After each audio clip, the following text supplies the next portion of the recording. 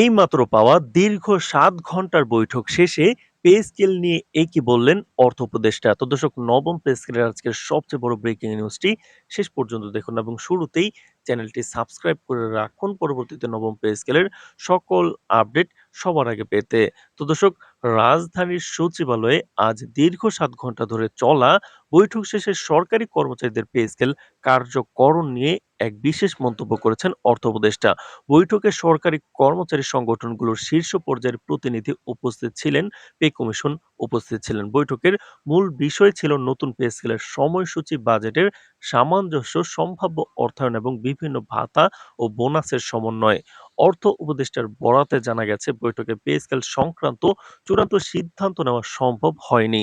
তিনি সাংবাদিকদের বলেন, সরকারি কর্মচারীদের ন্যায্য দাবির প্রতি আমাদের দৃষ্টি রয়েছে, তবে বর্তমান অর্থনৈতিক পরিস্থিতি এবং বাজেট সীমাবদ্ধতা বিবেচনা করে নির্বাচনের আগে অতিরিক্ত বিলাসী বেতন বৃদ্ধি করা সম্ভব নয়। আমরা নিশ্চিত করছি যে কর্মচারীরা তাদের ন্যায্য সুবিধা পাবেন। বৈঠক বৈঠকে সরকারি কর্মচারীদের বিভিন্ন স্তরের দাবি গুরুত্ব সহকারে আলোচিত হয়েছে।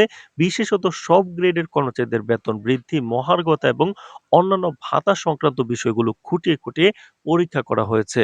সরকারি সূত্রে জানা যায়, নতুন পে স্কেলের খসড়া ইতিমধ্যেই প্রস্তুত এবং তা প্রকাশের আগে চূড়ান্ত যাচাই প্রক্রিয়ার মধ্যে রয়েছে। অর্থ উপদেষ্টার মন্তব্য থেকে বোঝা যায়, নির্বাচনের আগে অতিরিক্ত বিলাসী সুবিধা প্রদান করা হবে না। তো দর্শক, এছাড়াও শুধুমাত্র ন্যায্য ও বাজেট সমন্বিত বেতন তালিকা প্রকাশ করা হবে গ্যাজেটে। তো দর্শক, ভিডিওটির এই মুহূর্ত পর্যন্ত যারা দেখছেন, চ্যানেলটি সাবস্ক্রাইব করে রাখুন পরবর্তীতে নবম পে স্কেলের সকল আপডেট সবার আগে পেতে। তো দর্শক, সাংবাদিকদের এক প্রশ্নের জবাবে তিনি আরো বলেন যে, সরকারি কর্মচারীরা দেশের সার্বিক অর্থনীতি ও বাজেট সীমাবদ্ধতা বোঝেন। আমরা সকলের জন্য সঠিক সমাধান বের করার চেষ্টা করছি। পে স্কেল প্রক্রিয়ায় বিলম্ব বা স্থগিতকরণ প্রশাসনিক ও বাজেটগত কারণে হচ্ছে। আমরা নিশ্চিত করছি যে যথাসময়ে সিদ্ধান্ত ঘোষণা করা হবে। বৈঠকের পর সাংবাদিকদের মধ্যে আলোড়ন সৃষ্টি হয়েছে। দীর্ঘ ৭ ঘন্টার বৈঠকের পর এই মন্তব্য সরকারি কর্মচারীদের মধ্যে কিছুটা আশার আলো জ্বালিয়েছে, হতাশও করেছে। অনেকেই বলছেন, সরকারের এই মন্তব্য প্রমাণ করে যে সরকারি কর্মচারীদের ন্যায্য দাবির দিকে মনোযোগ দেওয়া হচ্ছে। অন্যদিকে কর্মচারী সংগঠনগুলো সরকারের কাছ থেকে দ্রুত সময়সীমা ঘোষণা করার আশা করছেন, যাতে পে স্কেল কার্যকর হয় এবং নতুন বেতন বৃদ্ধি বাস্তবায়িত হয়। অর্থ মন্ত্রণালয়ের পক্ষ থেকে জানা যায়, পে স্কেলের চূড়ান্ত অনুমোদনের জন্য দ্রুততম টিম গঠন করা হয়েছে। আগামী কয়েকদিনের মধ্যে প্রয়োজনীয় নথিপত্র যাচাই এবং অনুমোদনের পর গেজেট প্রকাশ করা হবে। এতে বোঝা যায় যে সরকারি কর্মচারীদের অধীর আগ্রহের বিষয়টি গুরুত্ব সহকারে বিবেচনা করা হচ্ছে। তবে নির্বাচনের আগে অতিরিক্ত বিলাসী সুবিধা দেওয়া হবে না, বরং ন্যায্য ও বাজেট সমন্বিত সমাধান নিশ্চিত করা হবে। বিশ্লেষকরা মনে করছেন, দীর্ঘমেয়াদী বৈঠক এবং ধাপে ধাপে প্রক্রিয়ার কারণে সরকারি কর্মচারীদের জন্য অপেক্ষার চাপ কিছুটা বাড়বে।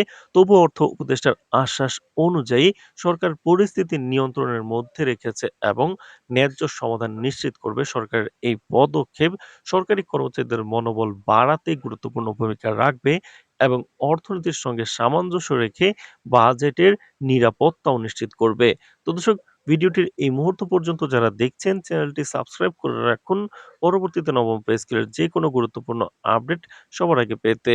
তো দর্শক, প্রকাশিত প্রতিবেদনে উল্লেখ করা হয়েছে, নতুন পে স্কেল কার্যকর হলে সরকারি কর্মচারীদের বেতন ও ভাতা কাঠামোতে ব্যাপক পরিবর্তন আসবে।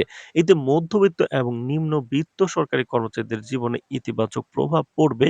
তবে অর্থনীতির বর্তমান চ্যালেঞ্জ এবং নির্বাচনের প্রাক্কালে বাজেট সীমাবদ্ধতা এই প্রক্রিয়াকে সীমিত রাখবে।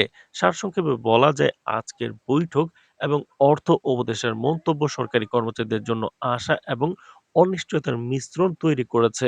দীর্ঘ ৭ ঘন্টার বৈঠক শেষে সরকারের প্রতিশ্রুতি এবং বাজেট সম্মত সমাধান ঘোষণা করা কর্মচারী এবং সংশ্লিষ্ট সকল পক্ষের জন্য গুরুত্বপূর্ণ পদক্ষেপ হিসেবে দেখা হচ্ছে।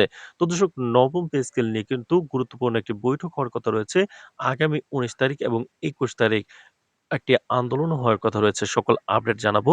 সুতরাং চ্যানেলটি সাবস্ক্রাইব করে রাখুন। আজ এ পর্যন্তই। ধন্যবাদ।